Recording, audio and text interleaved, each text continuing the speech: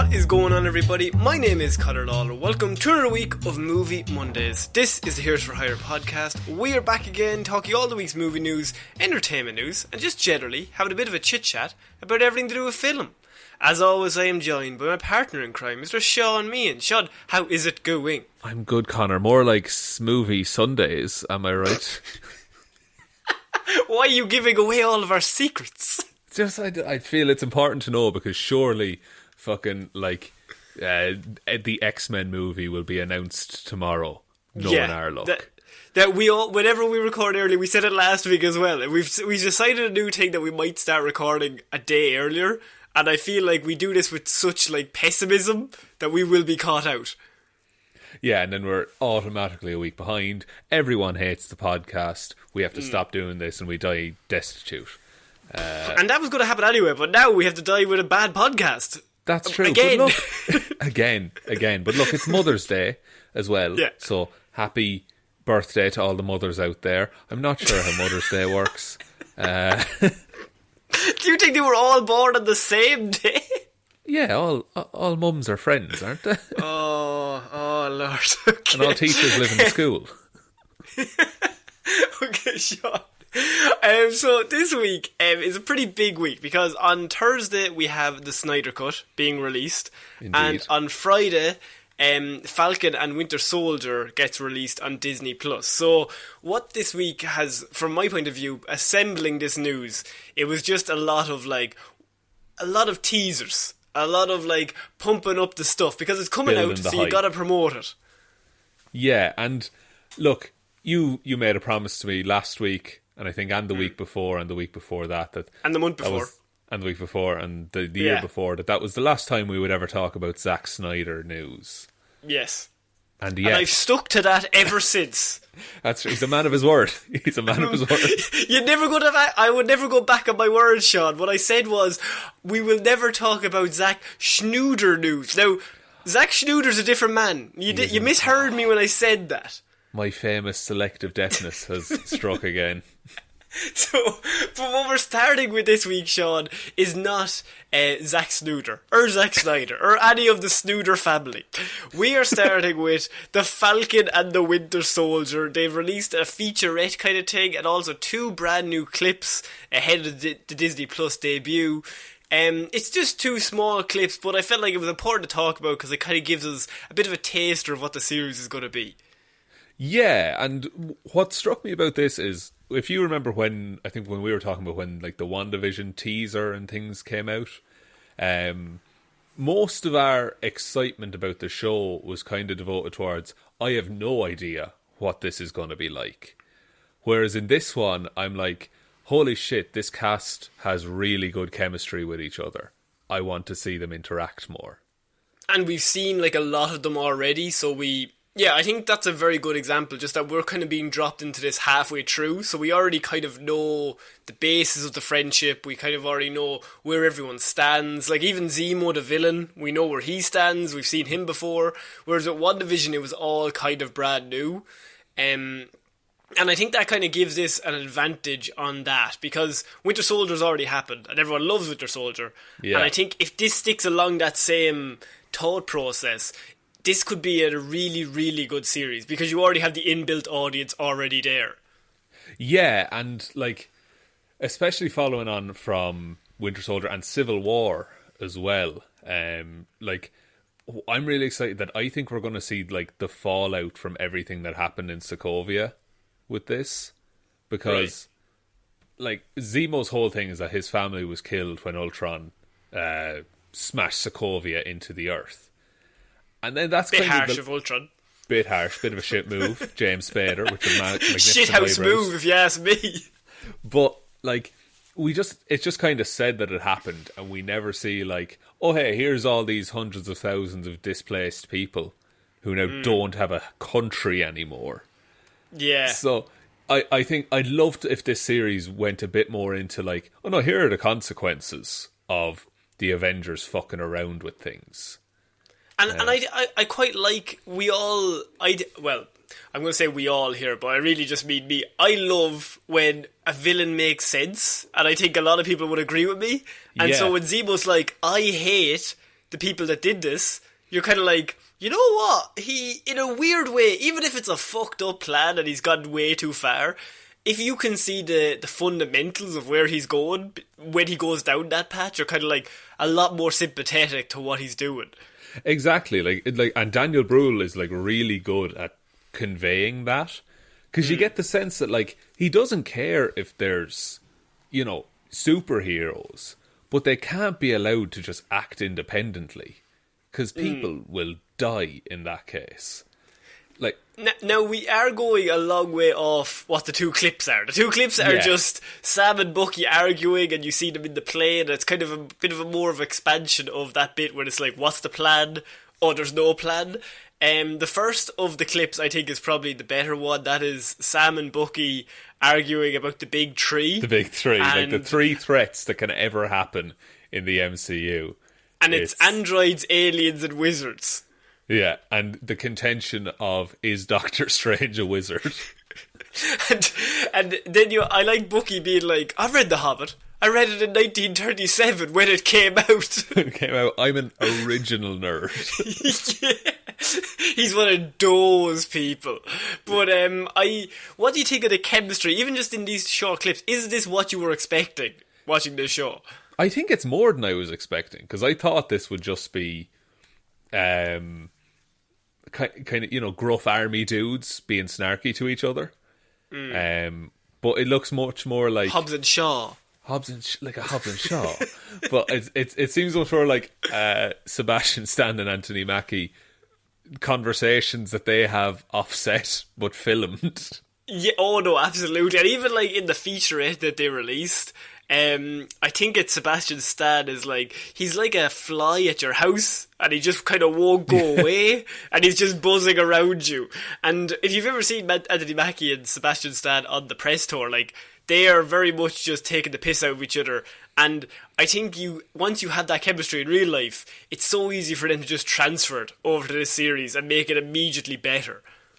Yeah, and I think the fact that they have very good chemistry, but they also, the characters at the start at least, don't really get on. So they're like these two very independent characters that now have to work together, probably because of a promise they made to Steve Rogers. Yeah, they're both like the two side best friends that the main best friend doesn't come to the party, and now they're just left hanging out with each other, but they don't really know each other.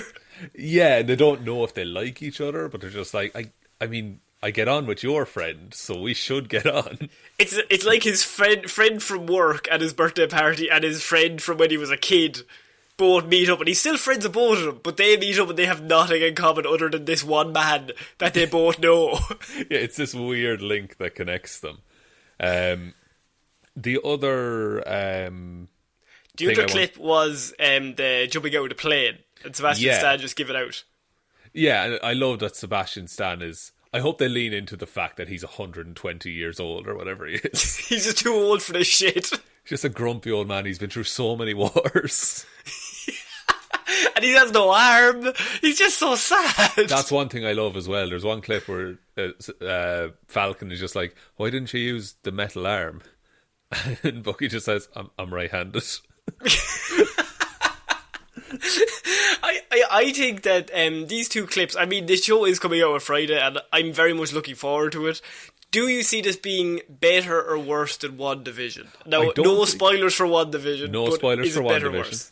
I don't think it's going to have the week-on-week hype that WandaVision had, because WandaVision was so out there that people literally were, you know, there were theories out the arse of what could happen. I do think this is a much more grounded show, but I think like any twists or cliffhangers or reveals, it'll be like watching, you know, a crime drama or something like that. It'll be that kind of reveal rather than, oh, this shakes the entire Marvel universe forever kind of deal. Actually, I might slightly disagree. I think it will be a slow burner. And I think the first 2 or 3 episodes, and from what we've heard, they've done that, like, they've released the first episode to specific audiences, and people have been saying it's kind of slow. But I think it'll start off quite slow, maybe first episode, second episode. It won't have the big bang of WandaVision, but I think over time it might have a bigger impact than just... I think the conclusion of this could be absolutely mental. Like, they could go anywhere with it. Like, it'll start so slow. Oh, you have big theories. Do you want to share any of the theories? Because right now we will hold you to them forever. Okay, but if this pays off, I need to get something for it. Okay, what should we give him? I'll give you friendship. Oh, yes, deal. A Heroes for Hire mug from our store. I think they're going to bring the Inhumans in. What? Why? What gives you that impression? And not the Inhumans that live on the moon, okay? So... Yeah, sorry, that's what I was thinking.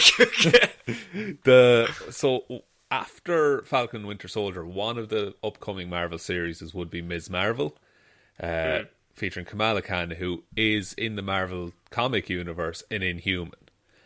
I think that... And the way you get Inhuman powers is through Terrigen Mist, which comes from Terrigen crystals. So... Right. I think Zemo's whole plan, and you'll like this, Connor, it's Go on. A Syndrome in the Incredibles situation. Okay, I'm in. Sorry, I don't even want to hear the rest of it. I'm already in. Because there's no more Super Soldier Serum, right? That's gone. Yeah. And presumably, it's like Steve Rogers' blood, you can't get it from that anymore because he's fucking dead. Dickhead. Selfish. Yes, me a cap. But I think... Shield or Sword or whoever it is will have some of these Terrigen crystals somewhere. Zemo and his little gang that he has meet up and go to steal the crystals. Because if everyone's a superhero, nobody is. If everyone's special, then nobody's special. And I think that's it. And I think in this, Falcon and Winter Soldier, they're going to be fighting and with each other. And so at the start they're going to lose. And so a bunch of people are going to get exposed to that mist. Kamala Khan being one of them. Oh. And then they team up. They resolve their differences and they beat Zemo. But now there's all these Inhumans everywhere. Holy shit, you know what? That seems pretty logical. I really like that. Oh my god. Because the Inhumans TV series is pretty much non-canon now. Yeah. But I think all the stuff with Inhumans that happened in Agents of S.H.I.E.L.D., which was quite good from what I've heard, like that would still count. So you could pull in from the TV show and you'd have all these new Inhumans to deal with. Okay, somebody write this down, because if this comes true, Shaun, you're going to look way smarter than you normally do on this show. I know, it'll be a one... how long have we been doing this? 3 years? It'll be a 1 in 3 year occurrence. Then in another 3... By 2024, you're going to pop up with some fucking serious prediction. Oh, let me tell you about Fantastic Four. So yes, that is the 2 featurettes, or the 2 clips and the featurette for Falcon and the Winter Soldier. Very excited about that coming out on Friday. We will be putting up... are we doing an episode by episode review on the Patreon, or are we doing a full series review? We could do a quick review, like a thing of every episode, and then maybe a wrap up at the end. I think that could be a good. Yeah, we'll stick that up. We're going to do our WandaVision one as well. That we're going to do a wrap up of everything to do with that. Yeah, and all our thoughts and where we think it might go in the future. But I think Falcon and Winter Soldier, especially if it's kind of a slow burn, could be fun to just chat and speculate on that week on week. Yeah, absolutely. Okay, so we're going to move on, Shaun, to another piece of movie news that I think would be better suited in the Weird News Wednesday section of this show, because I have Elizabeth Banks will direct drug-fueled thriller Cocaine Bear for Universal Pictures. Is this in the Dark universe? Frankenstein, Russell Crowe, and now Cocaine Bear. Cocaine Bear directed by Elizabeth Banks. Yes. Right, and do I dare ask the premise of Cocaine Bear? So, Cocaine Bear is a bear-centric thriller, Shaun, right? Say no more. It will be... What if I told you, right, though, that Elizabeth Banks will be directing it? It's about a cocaine bear, but it's going to be produced by Phil Lord and Chris Miller. What the fuck? Yes. Is this... Okay, so we did have a story on Weird News where there was a bear, I think it was in France, who stole cocaine from drug dealers or something like that. Like a few bags of cocaine. And we said, oh, the bear was an addict and it was a sad story and all this. Is this anything related to anything that's ever happened, or is it a what if a bear took cocaine story? It's based off real life, Shaun. Yes. It's based Okay. off real life. So one of our patrons, Roisin, actually sent this to me, or sent this to the page on Twitter as well, just to give Roisin a shout out. But Cocaine Bear is an untitled spec written by Jimmy Warden. It is inspired by true events that took place in Kentucky in 1985, when a 175-pound black bear had consumed the contents of a duffel bag dropped from a drug smuggler's airplane containing around 70 pounds of cocaine. Fuck. That's ridiculous. So the bear took 70 pounds of cocaine and then went on a rampage. Just around Kentucky in the late 70s. Yeah, in the late 80s, 1985. 85, sorry, the mid 80s. The mid 80s. Right. Yeah. That's going. So. But how much of a story can you tell about? Because who's the hero in this story? I was just about to ask you, who's the protagonist? Is the antagonist drugs? Is this an anti-drug film? No, it's pro-drug.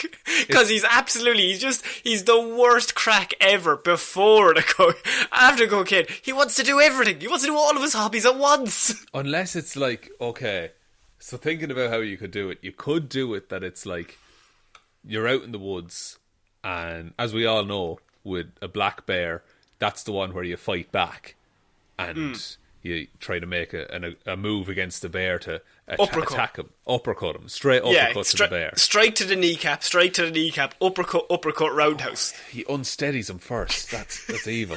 But It's not my first rodeo, Shaun. But imagine, like, it's set in the woods in Kentucky. I don't know if there's woods in Kentucky, but Probably. You're just in the woods, and there's a bear, and you fight. You like make a load of noise to scare him off, and it works the first time. Then he takes a load of cocaine, and suddenly he's on an unstoppable rampage, chasing you like The Grey with Liam Neeson. Yeah. But it's a bear on cocaine.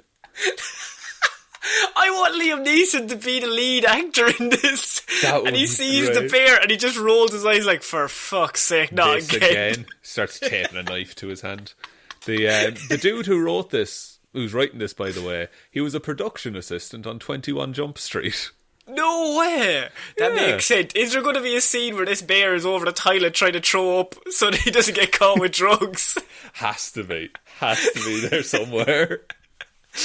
This movie is meant to be a thriller as well, so once again, I'm assuming we follow just some humans who just randomly wander into the woods. Yeah, there's going to be, I think, like a bear activist who doesn't want to kill the bear, and there's going to be like the sheriff who's like, And I'll a kill drug it myself. activist And a drug who activist. also doesn't want to kill the bear. Because he's full of drugs, and imagine drugged up bear meat.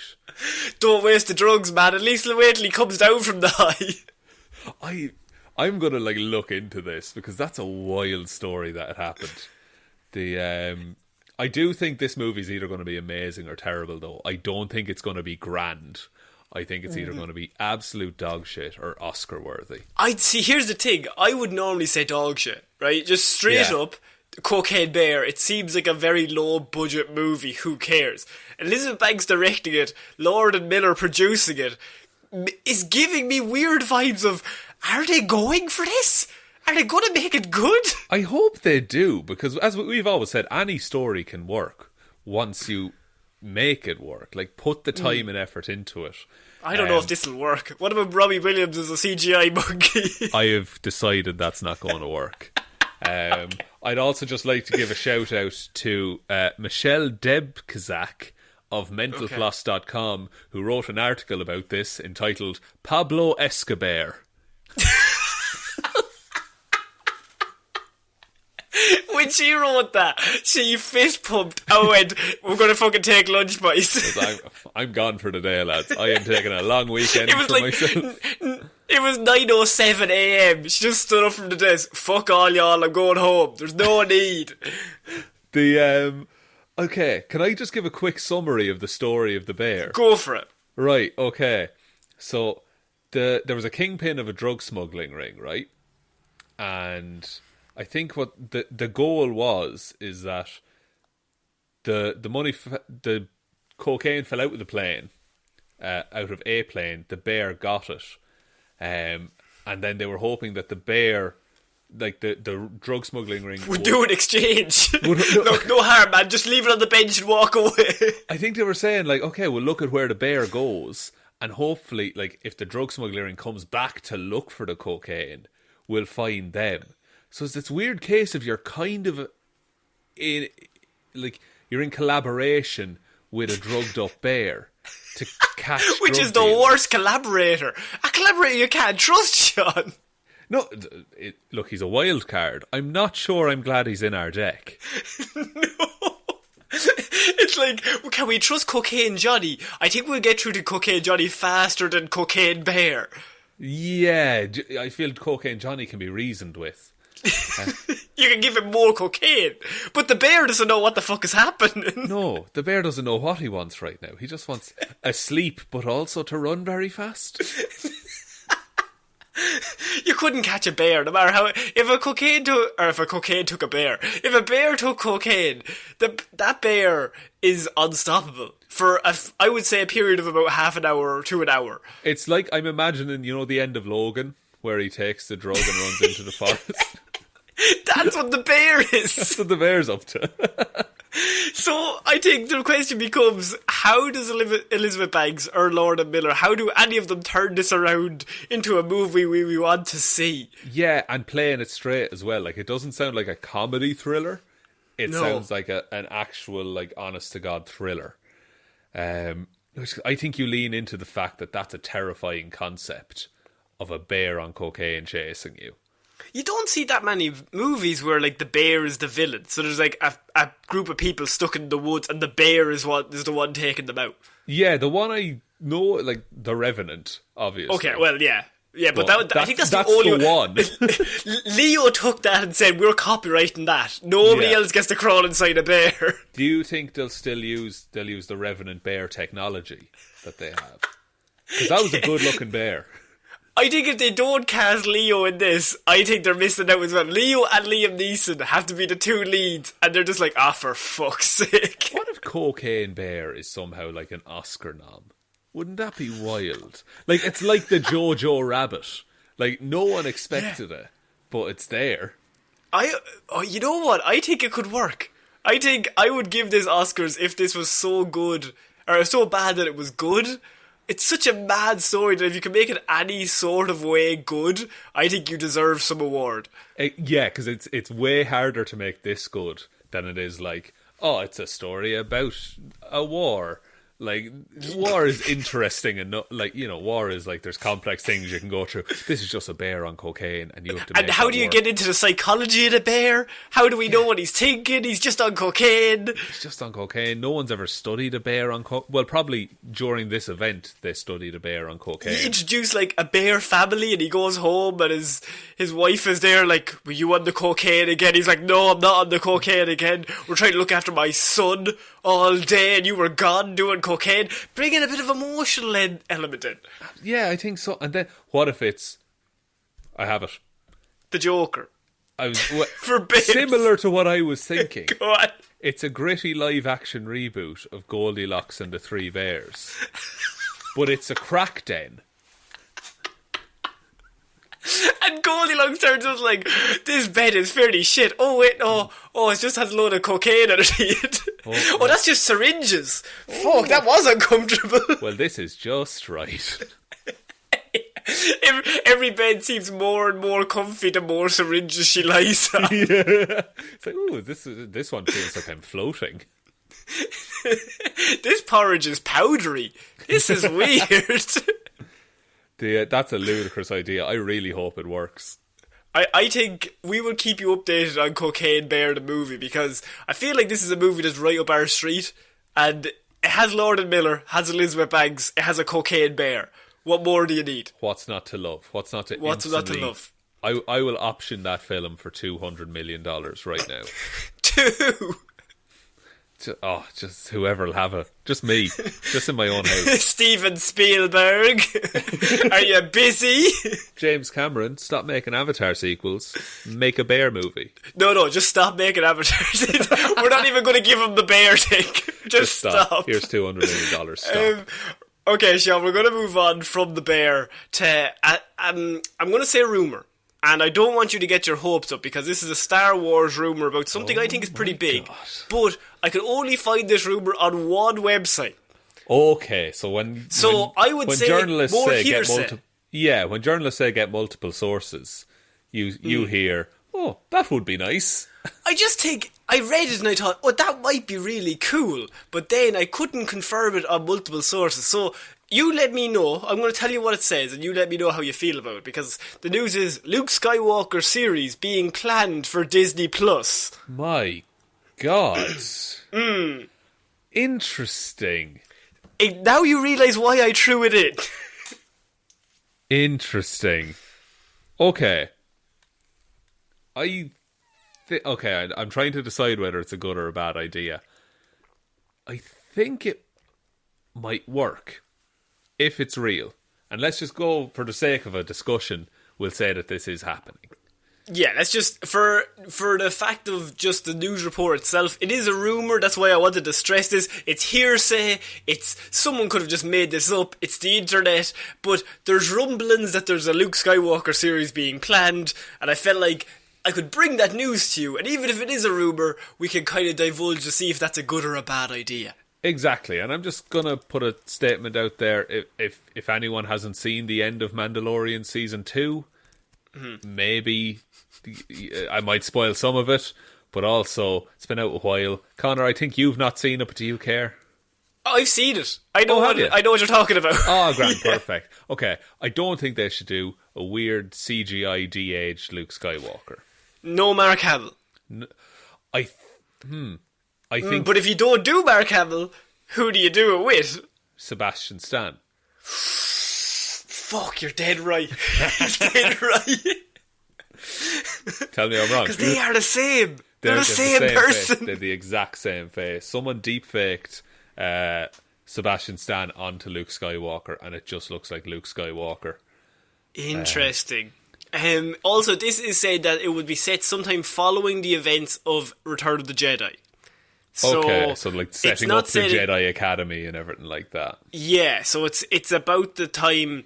Maybe when was The Force Awakens set? 20 years later, 30 years later. 20, I think. 20 years later. So in that regard, then it's probably maybe year 5 of that. So is Ben going to be there? Is he involved in the school? Do you put a young Ben in with Luke? Yeah, a young Adam Driver. I know, I still cast Adam Driver though. See, it's weird because we know some stuff about what happens in that time, and none of it's good. Like no, we only see the bad stuff. That's the thing. So we know ultimately where Luke Skywalker ends up, but they could. Okay, this is a much bigger question, but there is things online saying, and it's not out of character for Star Wars and Disney and all that they could write some trilogies of movies off as being not canon anymore. It's just a side that we didn't want to. We were just joking. It was like we laugh. Were just. It was a laugh. I know it took 10 years, but we were laughing. Oh, you were not in on that? Oh, that is embarrassing. That was actually a prank, bro. We should have told you. Oh no, if you, because it would be an interesting story to see. Like, hey, here's a new Jedi Academy taught by Luke Skywalker, and he's going around looking for Force sensitive people. You could have Baby Yoda in there. You know, Then you have a marketing opportunity. You're just throwing Baby Yoda in there for the posters, aren't you? Yeah, because that's how you get people to watch and buy things. I like how the last few years have been so fucked in Star Wars in our brains that your brain went, yeah, let's put Baby Yoda on the poster instead of let's put Luke Skywalker on the poster. That'll get people in. Yeah, well, which one will sell a pop vinyl? Come on, Connor. You're goddamn right, and that's the worst thing. Like, it's just another side to that universe that that they're kind of opening up at the minute. With, like, they had the Mandalorian, and now they're doing, like, the Ahsoka Tano stuff. They're doing Rogue Squadron. They're doing a whole bunch of, like, same time period, but, like, different sides of the galaxy and setting up after the Empire fell, kind of deal. So I get that, and it makes sense to have, here's the Jedi side of that. I think, if anything, we would probably find out about it at, like, the season finale of the Ahsoka Tano series. And would you be more interested in a Luke Skywalker series than the Obi-Wan series that we know is happening? I want the Obi-Wan series. Yeah, that's interesting. The only one, Connor, that's the only one I've ever wanted. I hate Star Wars. I love Ewan McGregor. He's so cool. It is a bit like that, like, yeah, Luke Skywalker as a series wouldn't be my first choice. I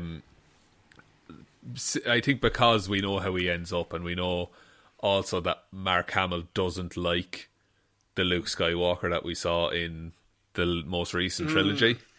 Yeah. So, like, just having him be that character again, it'd be like, I know this man is miserable as he's doing it. So, I think the main question becomes, do you want this rumour to be true, or would you prefer if they left it alone? I think it could be interesting, but I do think they should leave it alone, because I think this is a case where you please no one. Like, the diehard fan... Because no matter what you do, is someone's going to complain about that's not what Luke would have done, or why did he do that decision that made him angry later on? Exactly, yeah. And, like, there's the very loud proponent that, like, really hate the sequel trilogy. And if you have it as the same Luke Skywalker and building up to that same story, what you're doing as Disney is reaffirming that everything in that sequel trilogy is the definitive version of that character. But would you not like to see him, like, just chop down a few younglings? Like, I want to see his downfall. Like, I want to see him like go son, mad. Yeah. Yeah, I want to see him, like, at the point where he's like, nah, fuck this. I fucking hate this. I think I'd be more interested then in, like a Darth Vader series, because he'll kill whoever. He doesn't give a shit. Yeah, no, you're right too. And we are seeing him in the Obi-Wan series, apparently. You're also seeing Darth Maul, I think, in the Obi-Wan series for a little bit as well. That's the series to watch then. Yeah, I think that's the series to watch. I think Luke Skywalker is a very interesting thing in that, like, he's the biggest character. He's the main character of Star Wars, really. But him getting his own series, people are kind of like, not really. But maybe that's just us. Maybe a lot of people disagree and they want to see more of Luke. But I feel like I've seen a lot of Luke, and I actually seen his most interesting parts already. Yeah, I think we saw his most interesting parts in, like, the 80s. Yeah. But if they do bring them back, you're saying do not de-age Mark Hamill, bring in Sebastian Stan. Bring in Sebastian Stan, or a man who looks similar to Sebastian Stan and Mark Hamill. Find a man on the street and just drag him in and bring him in and make him Luke Skywalker. Just force him to do it, yeah. Force him to do it. Yeah. But, oh, indeed. Very good. So yeah, that is the newest rumour coming out about Star Wars. We'll keep you updated. It might be nothing, and it probably will be nothing. But to be honest with you, as long as they're doing the Obi-Wan series, I don't really care what they're doing. Give a shit. Just give us Obi-Wan. I'll let you I'll let you have Mr. Luna. He can go off and do whatever show you want him to do, but just give me Obi-Wan. Cassian Andor and shit. That's fine, but give me Ewan McGregor just fucking eating sand for 10 years. Eating sand. I want them full of sand. And he has sand everywhere. He can't get it out. It's rough and coarse. Oh, yeah, my God. It's just everywhere. So, Shaun, we're going to move on to our next piece of news. And this is another thing that I know you love. Biopics. Musical biopics. So, Shaun, a few weeks ago, we discussed one of the best musical... He's already rubbing his eyes. One of the best musical biopics is Robbie Williams. And he's going to be doing his own biopic that is going to be rival Bohemian Rhapsody and Rocket Man. Like, they're not even going to look anyway decent following this greatness that we're going to get. Yeah, continue. But now I have a new musical biopic from director Kenneth Branagh, Shaun, who, I've piqued his interest. Director of Thor? Thor, indeed. So I think, what do you think of a biopic about the Bee Gees? Interesting. Yes. It's definitely called Staying Alive, right? Oh, it has to be called Staying Alive. I guess that could work. I don't know that I've heard much story or drama about the Bee Gees. Now, maybe that's just me. I mean, I think everyone knows the Bee Gees, but I don't know if I've heard, oh man, there's some serious drama behind the scenes of the Bee Gees. Yeah, I'll give you €100 if you can name all of the Gibb brothers who comprise the Bee Gees. Okay, Jim, is one of them called Jim? No, you're thinking of the Coors. Barry? Yeah, Barry's one of them. That's called Barry, yes. Frank? No. This could go on I had a 1 in 6 million chance there. What was the other two? It's Barry, Robin, and Morris Gibb. Never would have got either of the last two. So, Shaun, we are having lots of musical biopics, and we always come to this one question: should the Bee Gees get it before somebody else? But I feel like they definitely should get it before a certain man and a CGI monkey. Definitely, the Bee Gees definitely, I think, have more. What's the word for it? Like, it's lineage is what I'm trying to, like, that kind of prestige, legacy. Legacy. They have more of a legacy, I think, than Robbie Williams has. I do think, again, it's kind of a weird one to do a biopic on. His voice goes high. It's kind of a weird one, though, isn't it? We're only, like, to put it in perspective, like, I think there's an Elvis Presley biopic that's only just now in the works. And I would say Elvis is dramatically bigger than the Bee Gees. Look, we're not slagging the Bee Gees by doing this, but I think that is a good point to make, that I feel like they should just start at, like, the number one musical artist of the 2000s and just work their way down the list. But they just seem to be, like, just throwing a dart at, like, the top 500 and just picking whichever one it lands on. Yeah, what they do is that, like, they get a copy of Now That's What I Call Music from whatever year. And it's just like picking a horse in the Grand National. You just get a pin and just... Oh, it's Franz Ferdinand. We guess we got to do a biopic on Franz. And people are going to be very confused. Like, I'm fascinated by what's the thought process that goes into, like, approving these projects. Because I maintain the Robbie Williams ones should never have gotten approved. Like, that's absolute madness. But I think he's funding himself. Like, the Bee Gees have sold over 120 million records worldwide, Shaun, and they have too many hit songs to list, says this article. So I think they will have lots of good music, and I think it's going to be fun, but it's the 70s or the 60s, so I think it's just going to be a lot of drugs, and then they're going to fall apart, and then they're going to realise they're stronger together with the band, and then they're going to come back. Yeah, and one of them is going to get too big for their boots. That's a common thing that happens. But then they realise, it's about family is what music is. Exactly. Do you think Bohemian Rhapsody is to blame for all of these biopics? I think so. Because, like, Bohemian Rhapsody is fine. It's not great. It cleaned up at the Oscars. That's the thing. It got so many accolades. And Rocket Man, to an extent, did the same. I think Rocket Man is much, much better. It's a much better movie.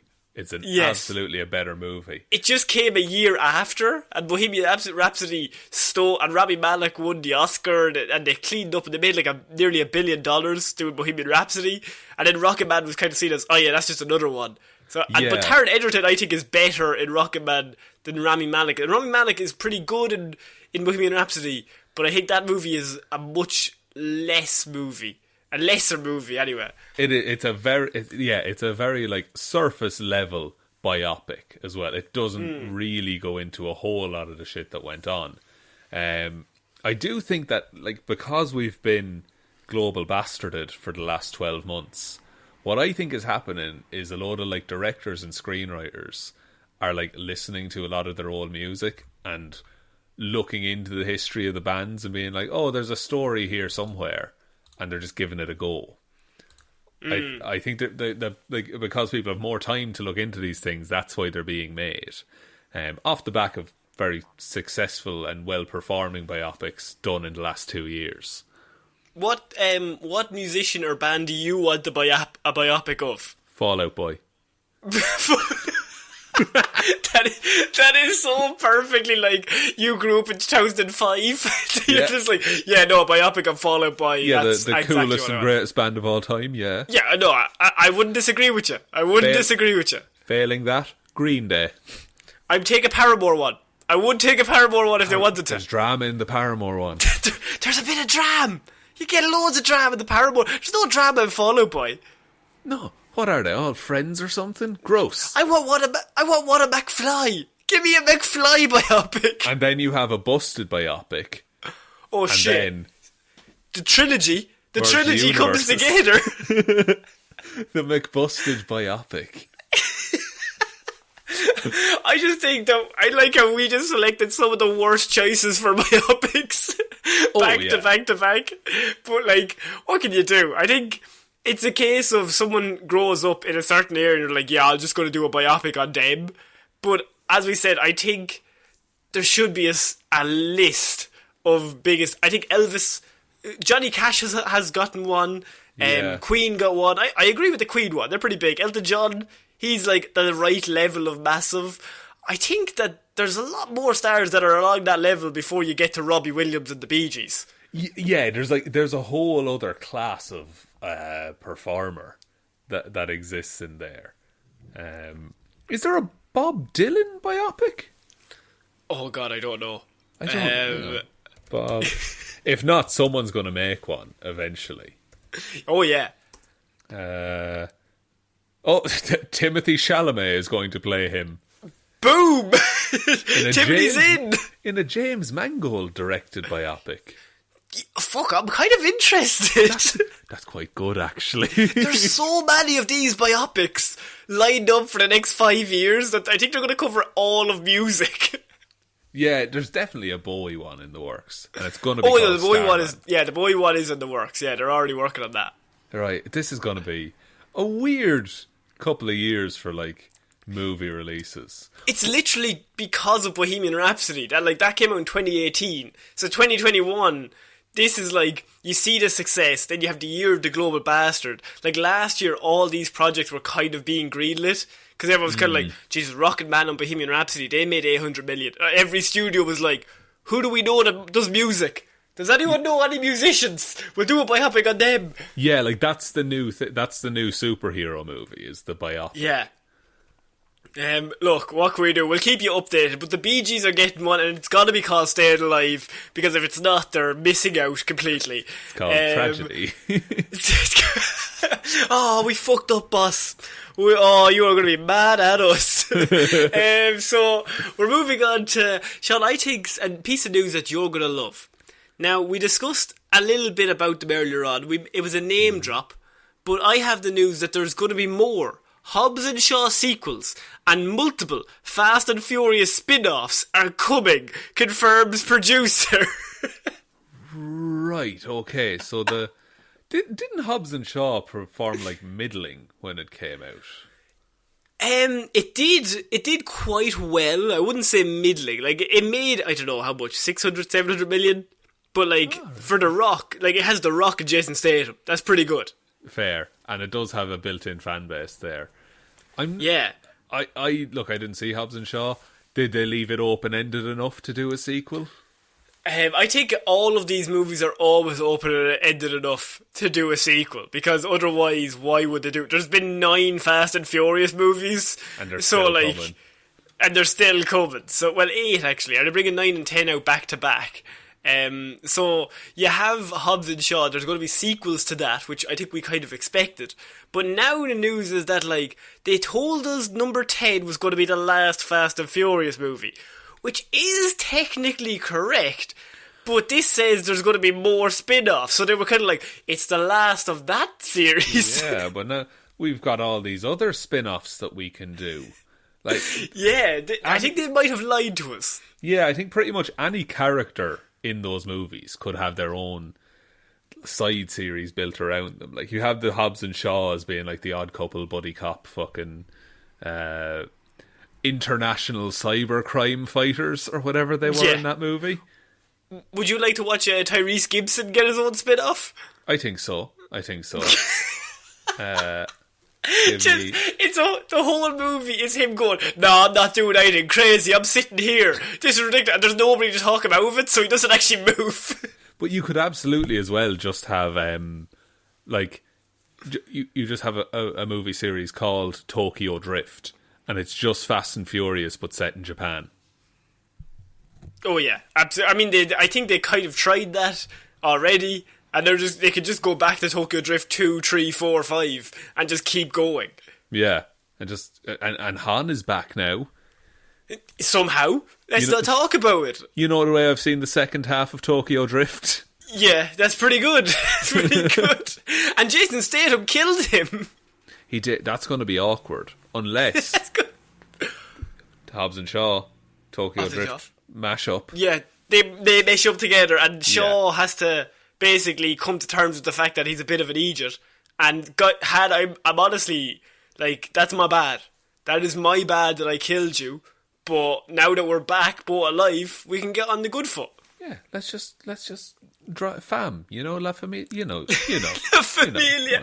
Let's just drift around these problems, man.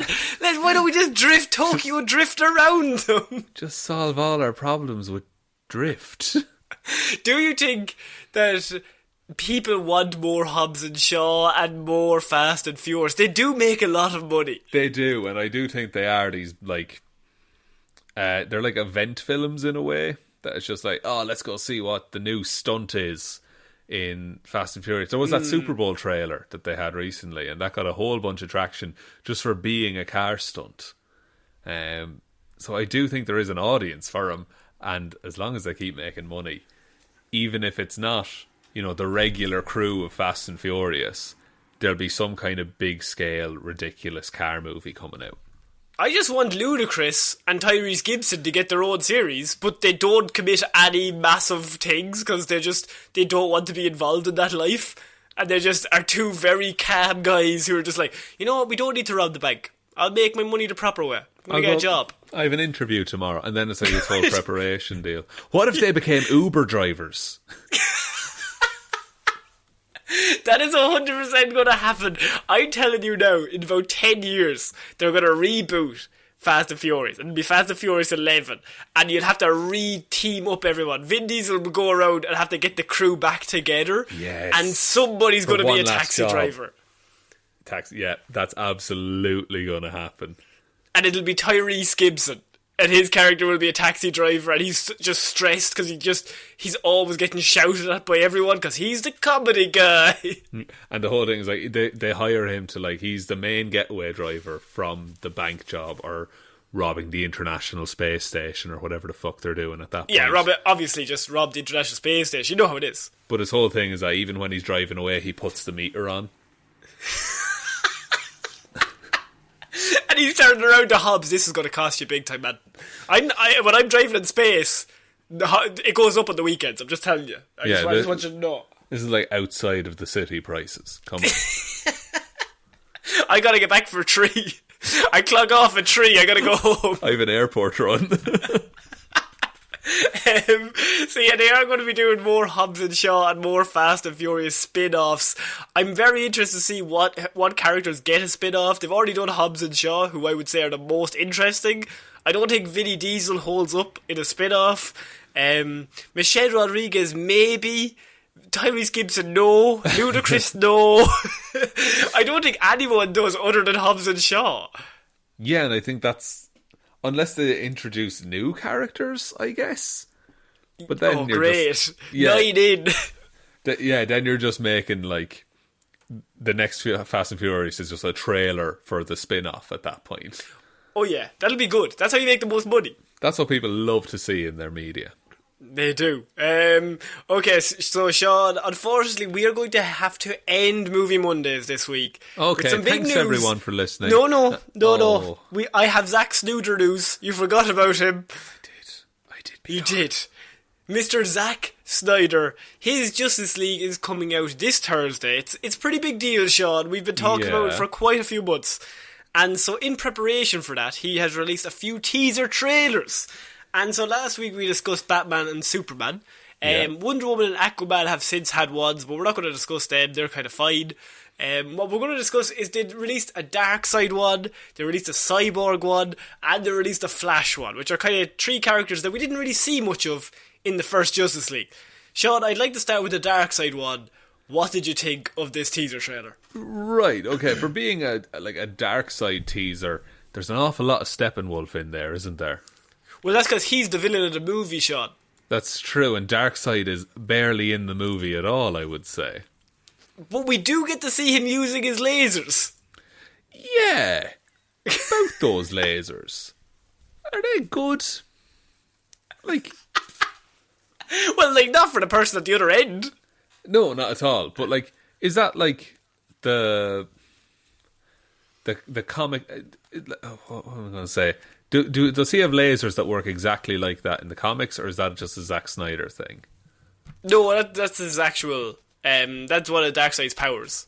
Right, and are these what I've heard... Omega beams? Is that it? Yeah, they're the Omega beams, yeah. So they follow you anywhere. Through dimensions, through time... They'll just constantly seek out their target. They'll find you eventually. Yeah. And even if that eventually is in the sequel film that will never come. Yeah, I think that's how he's going to write it around it. It's just at the end of this movie, they're just released and they're still going out, and it's just like, well, we'll never see where it went, unfortunately. I don't know, give me a load of money, Warner Brothers, why not? I guess you'll need to give me some more money. I will say the voice of Darkseid is quite good. Whoever does that. Yeah, we see the voiceover for Darkseid, and also we see the big battle.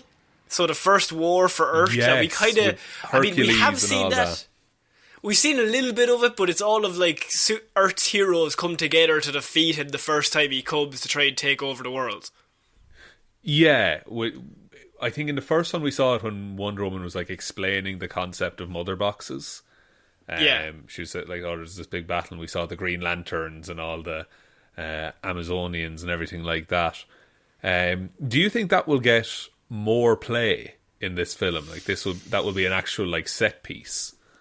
I think it'll get probably maybe 3 minutes more of screen time. Right, like there'll be more shots of the battle.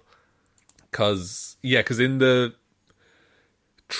first trailer that Zack Snyder put out for this, like set to Hallelujah and everything like that, you know, there is that shot of Darkseid just like standing there with like an axe thing in his hands. Yeah, I think that's taken from that battle. Yeah, and so that would just be like leftover footage that they cut out of the movie because they didn't want to focus on Darkseid at all. So I think you're right that it will just be like a few bits that were cut out. It won't be any major part of the film. The CGI, I understand that like this Darkseid was never really a fully finished character or model and things like that. He doesn't look great, I don't think. You don't think so? I thought he looked better than he did in Justice League. I don't know, there's something about him for me. There's a weird uncanniness to it for me.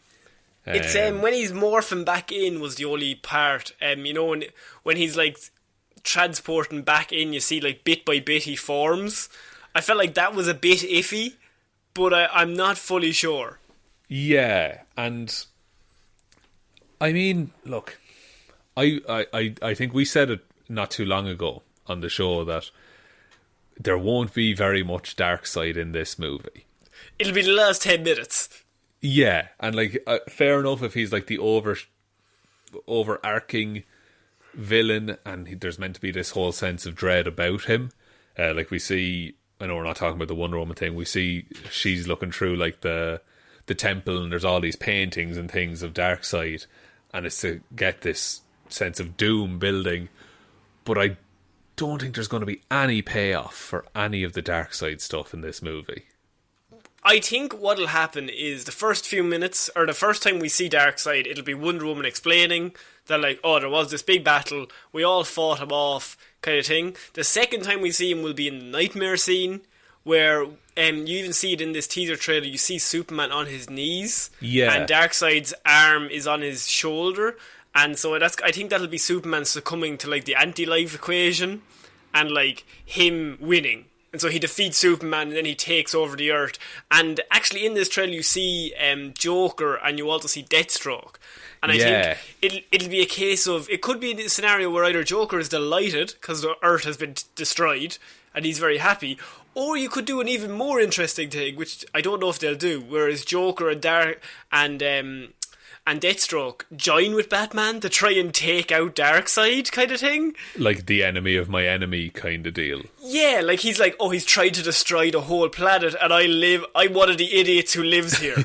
Yeah, it's like, I want to kill Batman, not Darkseid. Yeah, I want to kill Batman, I don't want to kill the world. I would prefer to have the world and be rich. Yeah, like, I that nightmare sequence as well, that's meant to be like a big portion of this movie. So I suppose it and seeing Batman team up with pretty much, I would say, some of his, certainly the Joker and Deathstroke as well, being like some of his most known villains. That would be cool. But Deathstroke would never, I don't think Deathstroke would side with Darkseid. Like, we've discussed Deathstroke in A Hero Zero. That man, all he does is he just wants money for assassinating people. So why the fuck would he give a shit if this guy turns up, he's like, I'm destroying the planet?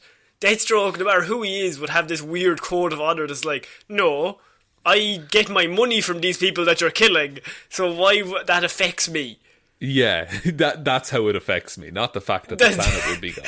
Yeah, he also says 100,000 planets he's already destroyed. He's just... Also, by the way, Deathstroke looks really great. What do you think of the look of Deathstroke? Deathstroke looks class. Like, yeah. It kind of makes me sad that we're not going to get the Deathstroke in Ben Affleck's The Batman that was teased to us. But I think he does, like, he looks unreal, and I think this will be a bit of a glimpse behind that of what we could have seen.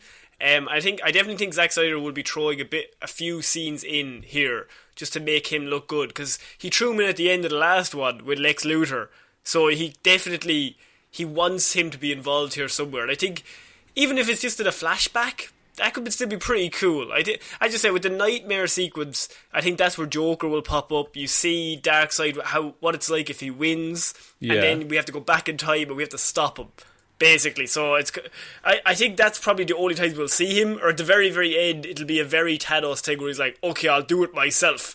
Yeah, and just on the time travel thing, that might be a good time to transition onto the Flash teaser. Yeah. There's a lot of Speed Force stuff in that we just never got before. Yeah, you see him running, and like it is very cool Flash bits. I will say, like, it looks quite good actually. And the Flash is not the best part of Justice League, but that does look really good. The scenes that we see, he does mention the fact that like you make your own future and your past, like they're just the same. They're both now, which I mean we kind of knew it was going to be a Speed Force, but that basically confirms it. Yeah, like, and it's interesting how they play it, because it's the scene of Iris West nearly getting killed in a car accident. Oh, that's so good. He loses his shoes. The shoes that's disintegrate. Shoes disintegrate like the second he turns. Yeah, that's perfect Flash stuff. I was watching it going, that's really good. And then I went, wait. Don't trick me like this. Like... Yeah. Like what that 1 minute we just saw, I feel that could be released as like if for the right talented person to make it, if that was like a Flash fan film and it was just like a minute long showing super speed, that would take the internet by storm. It would be unreal. I hope that's carried into the rest of the movie, because the Flash we got in the original Justice League was a weird quippy nightmare. But I will say, even when he's running, and that bit when he's like, oh, I'm running into the future and the past and it's all now, you still see the Ezra Miller run. That is just all arms and limbs. The Kermit the Frog run. Doesn't make any sense. It's not aerodynamic, Ezra. Someone needs to tell him. Yeah. It doesn't... It doesn't evoke the idea of, oh, this is the fastest man. No. Also, any pickup shots they had to get of Ezra for this bit, he's currently filming Fantastic Beasts 3, so he's in London, so they had to actually do it over Zoom, which, ironically, is where the Flash recorded all of his bits over Zoom, Shaun. Zoom, the Flash boy. I honestly, out of all of the things we've seen, the Flash stuff interests me the most, I think. What did you think of the Cyborg teaser? I'm not mad on it. It seems... and I know Cyborg is meant to be a bigger player in this cut, and you'd hope so with 4 hours. Jeez, he'd have to be. He was only in it for about 6 minutes in the last one. And it's Ray Fisher just kind of in a flashback, like thinking about his family, and he's hearing all the things about like people saying, oh, you're not a monster, and the mother boxes will try to infect you and everything like this. And then he just says, I'm not alone. And I'm not broken. I'm not broken, I'm not alone, yeah. And which works in terms of setting up a team, but it's weird to me that like there's a whole load of shots for Darkseid. There's a whole load of shots for the Flash teaser and the Batman teaser and the Superman teaser, and then the Ray Fisher teaser is like there's a couple of shots in there. I would have football and everything. Yeah, I would have liked to see more of what we haven't seen before in terms of Cyborg. I also think the Cyborg design, I really don't like the look of it, the weird jaggedy metal. Yeah, I'm not a fan of that. No, and to be fair, at the end of Justice League, he does get like the more classic Cyborg look. But I just think that like it doesn't fit with the rest of the world when it's on this. It looks faker than the smooth metal that Cyborg usually is. What I will say is that the Cyborg teaser alone had more character development than anything we've seen ever from this character in this world. So it's in about 40 seconds they gave him more backstory as we see his family, and he has to come to terms with the fact, oh, I'm half a robot, and then you hear his parents saying like you are special, you're like the best ones and zeros, you're made of ones and zeros, they say to him, but they're like, you're going to be the best, you're going to be the best version of you no matter what you look like and who you are. Do you think it's weird that all of that character development came in a 40-second teaser? I think it probably reflects very poorly on the first Justice League. If you could do it in 40 seconds... You could have just included that somewhere along the line. I would have included that in the first movie. Even just a little bit, because we didn't get fucking nothing from him. He was just kind of sad, and then he decided, I'm going to be the big hero. So, do you think... Because apparently this ends on a big cliffhanger, this movie. I think we reported on that. Where do you think that lies? Do you think it's like setting up to tie into Flashpoint for the next one? Or do you think it's a major character just died kind of a deal? I think it's maybe not a major character died, because from everything I've heard in Justice League 2, they were trying to do like a Legion of Doom supervillain team up kind of thing, that they were going to have like a lot. Zack Snyder was planning like multiple villains for the next one. Right. So like I think from what I've heard, he was going to do like Black Manta, Ocean Master, Captain Cold, the Riddler, and like I think it was going to be like a whole host of stuff. It starts with, I think, what was I reading, that Riddler solves the anti-life equation before taking his own life, and then Darkseid comes to Earth in search of the anti-life equation, and then that's how he gets involved with all of these guys. And so you just have like this Darkseid and a whole host of other villains up against the Justice League. Right. Interesting. So You're intrigued by this. I'm intrigued by that. I'm wondering how you set that up at the end of this one. Like, do you have the Riddler scribbling on a blackboard? Yeah, I suppose, but now they're doing the Riddler in the Batman, so I don't think they'll be doing the Riddler in this. Yeah. Well, they're not now because there's no sequel. True. And look, apparently this is coming to Ireland in some kind of streaming capacity. In Now TV, yeah, so we have to watch it. We have to watch it. We have to buy that 24-hour pass. Just to watch this fucking god-awful thing. Maybe it's good though, Shaun. I don't want to be shitting on it. Maybe this could be good. A lot of people are very excited about this. And I can see why, because even watching these teasers, I'm kind of sitting here going, fuck, that's a really cool shot where the Flash's shoes disappear. Or like the Cyborg teaser, I'm like, oh man, that's really cool that like he has a lot of backstory. I feel more emotionally connected to him. You see the Omega beams, you're like, oh shit, this is going to be proper Darkseid. This is going to be great.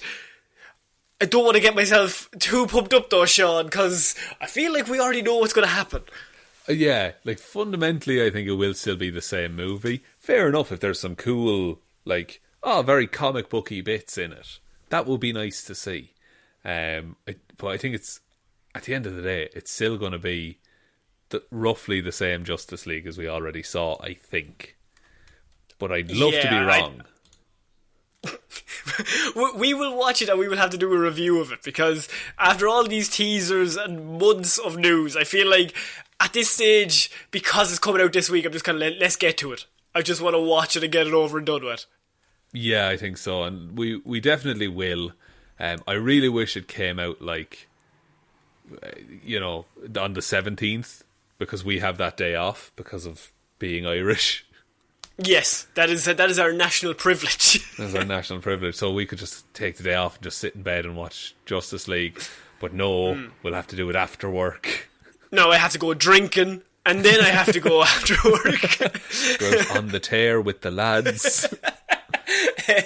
So, Shaun, I think that's it for this week's Movie Mondays. What a week of Movie Mondays. Yes, what a week. Very packed in terms of teasers this week. A lot of, as you said, it just so building happened, hype. like, it coincided because the two shows are coming out back to back. Normally we do this like 1 week and then the next week, but they're coming out one day after another, so they're both like stocked up on teasers.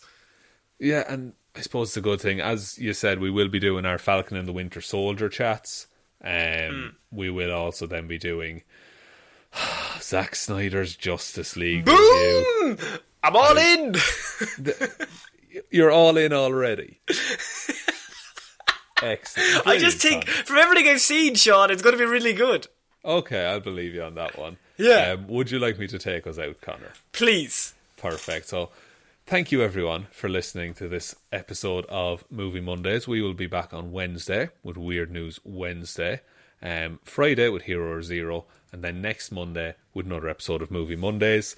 Big thank you has to go out to all of our patrons over on Patreon. Everyone supports us over there. Really helpful to keeping the show going. One of the rewards that you do get for being a patron is a shout out on the show with whatever name you deem to be appropriate.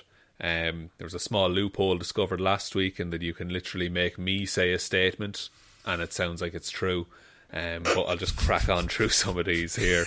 So big thank you goes out to Waffles Insert Something Funny Here Williams, Ciara Lawler, David Clarke, Ed Ball, Joe Snyder Cut My Hair Bernie, Raymond Stop He's Already Dead Ging, Roisin Robbie Williams' CGI Monkey Enthusiast Hally, Ryan Satron Paint Evanson, Shaun Sphere for a Head Jamieson, Dominic, Jessiah Florida Gal Green, Anna Hooks for Hands Hjelmroos, and Little Dicky got high on THC and felt better on CBD McGrew. Dicky's always up there. He always knows. He always knows. And there's so many. I say it every week. There's so many versions of this Google Doc, and largely the difference between them is Little Dicky changing it every couple of days. Look, you gotta admire the consistency. You just have to admire it. It's dedication to making me try and slip up. Making your life worse. Making my life worse, and I appreciate that. I appreciate that someone's at least thinking about me. But yeah, over there as well is all of our Lazarus Pits, which are our movie review show that we do. A whole host of bad, good and indifferent movies over there that we talk about if you want to give those a listen. Another way to support the show, there is our merch shop down below. You can follow us on all the social medias. You can email any questions or queries to heroesforhire_@outlook.com. But the most valuable way that you can ever help support the show is just tell one human being that we exist. Just the one, please. But I think that's about it, Connor. I think that's it. So I have been Connor Lawler. I have been also Connor Lawler. And we have been both Shaun Mean. So we shall see you next week, guys. Bye. Bye.